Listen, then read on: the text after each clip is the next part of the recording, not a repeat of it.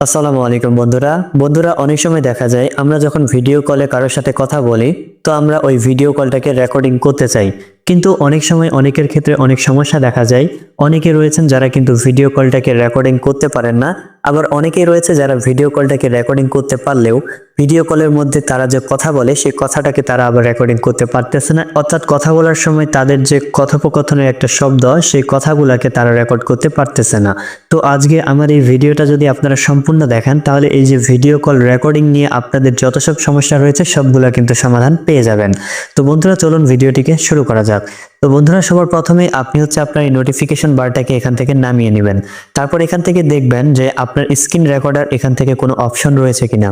তো এখান থেকে যদি আপনার স্ক্রিন রেকর্ডার অপশন না থাকে তাহলে কিন্তু আপনাকে স্ক্রিন রেকর্ডার অপশনটা আগে নিয়ে আসতে হবে। তো স্ক্রিন রেকর্ডার অপশনটাকে নিয়ে আসার জন্য বন্ধুরা আপনারা আপনাদের এখান থেকে একটা পেন্সিল বা এডিট অপশন দেখতে পারবেন, আপনারা এটার উপর এখান থেকে ক্লিক করবেন। তো এটাতে ক্লিক করার সাথে সাথে আপনার সামনে কিন্তু এখান থেকে অসংখ্য অপশন কিন্তু অন হয়ে যাবে। তো এবার এখান থেকে বন্ধুরা আপনারা কি করবেন, এখান থেকে আপনি খুঁজে নেবেন স্ক্রিন রেকর্ডার অপশনটাকে। তো এখান থেকে কিন্তু আপনি অবশ্যই কিন্তু স্ক্রিন রেকর্ডার অপশনটা কিন্তু পাবেন। তো আমার এই যে এখান থেকে স্ক্রিন রেকর্ডার অপশনটা রয়েছে, আপনি কি করবেন স্ক্রিন রেকর্ডার অপশনটা পাওয়ার পর চেপে ধরবেন। চেপে ধরার পর আপনি এভাবে এটাকে উপরের দিকে নিয়ে যাবেন। তো আপনি কি করবেন এভাবে স্ক্রিন রেকর্ড অপশনটাকে চেপে ধরে সবার উপরে নিয়ে যাবেন।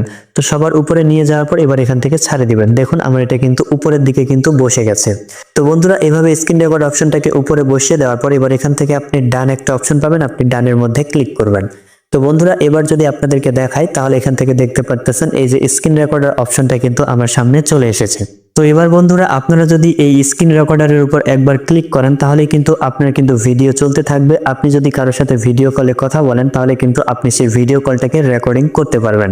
এবার কথা হচ্ছে ভাই, আমরা যখন ভিডিও কলটাকে রেকর্ডিং করি তখন আমাদের সাউন্ড যে রয়েছে সেই সাউন্ডটা আমাদের রেকর্ড হচ্ছে না। তো এটাকে আপনারা কিভাবে সমাধান করবেন? তো এটা সমাধান করার জন্য আপনি কি করবেন, আপনার এই যে স্ক্রিন রেকর্ডার অপশনটা রয়েছে আপনি এটার উপর এভাবে চেপে ধরে থাকবেন 2 থেকে 3 সেকেন্ড। তো চেপে ধরে থাকার পর বন্ধুরা এখান থেকে আমার সামনে একটা অপশন চলে এসেছে এই যে সাউন্ড সোর্স। তো আপনাদেরও এরকম সাউন্ড সোর্স অপশন থাকতে পারে বা শুধু সাউন্ড থাকতে পারে। তো আপনি কি করবেন এটার উপর এখান থেকে ক্লিক করবেন। সরি এটার উপর না, এটার ডান সাইডে এই যে আমার এখান থেকে বোথ লেখা রয়েছে। আপনার মাইক্রোফোন থাকতে পারে বা নন থাকতে পারে, তো যেটাই থাকুক না কেন ডান পাশে যে লেখাটা থাকবে আপনি এটার উপর এখান থেকে ক্লিক করে দিবেন। তো বন্ধুরা ক্লিক করার সাথে সাথে আপনার সামনে এই যে এখান থেকে 4টা অপশন কিন্তু চলে এসেছে। বন্ধুরা এখান থেকে আপনার যদি নন অপশনটা সিলেক্ট করা থাকে বা মাইক্রোফোন অথবা সিস্টেম যদি সিলেক্ট করা থাকে তাহলে কিন্তু আপনি আপনার ভিডিও কলটাকে রেকর্ডিং করতে পারবেন না।